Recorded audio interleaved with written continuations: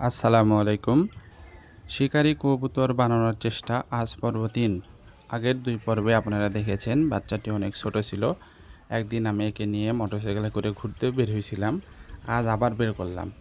১ সপ্তাহ পর মোটামুটি আজ কবুতরটাকে আবার বের করলাম। আগের চেয়ে কবুতরটি মাশাআল্লাহ একটু বড় হয়েছে।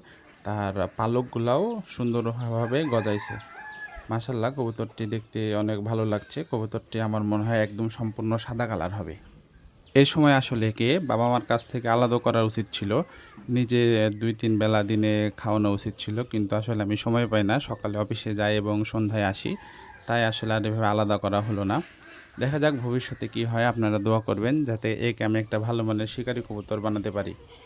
মাশাআল্লাহ এই কবুতরের বাচ্চাটিকে আমার অনেক পছন্দ হয়েছে। তার পায়ে লোম আছে এবং সম্পূর্ণ সাদা। যাক আজকে এখানে রেখে দিলাম। আবার একদিন বের করব ইনশাল্লাহ।